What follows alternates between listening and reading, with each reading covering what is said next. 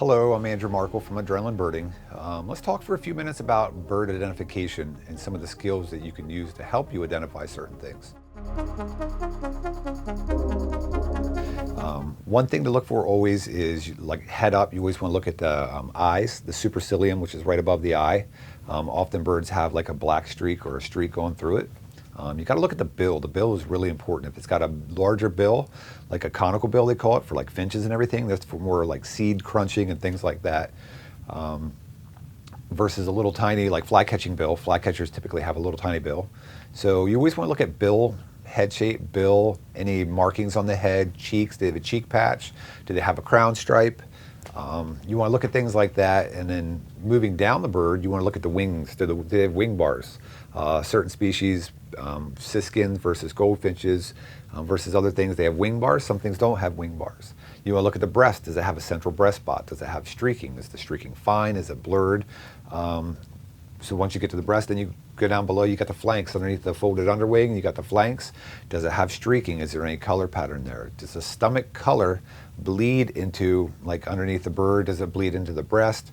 All things you want to kind of look for is you look at a bird, you're quickly trying to go through head down to its feet. Leg color. Leg color is so important in certain species, especially when we get into shorebirds. When you get into shorebirds, that's all your little peeps, all your little sandpipers. Least sandpipers versus semi-palmated sandpipers. Two of our most common sandpipers we see in the East Coast, in Eastern North America, even in South Central Pennsylvania or Pennsylvania. As they're migrating through, look at leg color. Leg color, and we'll put up a picture here of a least sandpiper.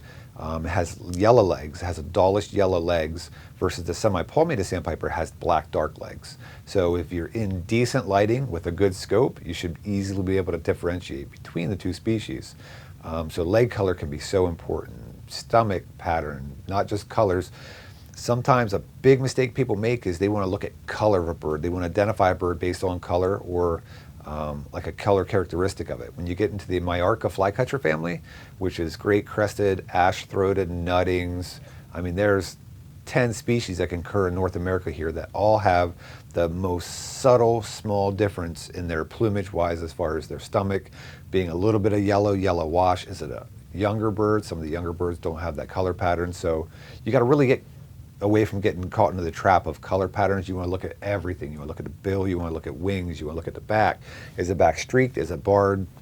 There's so many things to get overwhelmed by when you first start, but as you start moving through common species, that allows you to kind of start focus on species that are less common and or then the rare stuff. So go from head to toe of the bird. It is so important that while you're viewing it, if you have a 5 to 7 second view in trees, I mean, birds fly, they got wings, especially the smaller ones usually flit around a lot. Do your best to try to get as many important field marks as you can, and color is usually not the best indicator for separating species. Thanks for watching. Please consider subscribing and liking this video so we can continue to introduce birds to people and help grow the birding community. Enjoy yourselves, and I'll see you next time.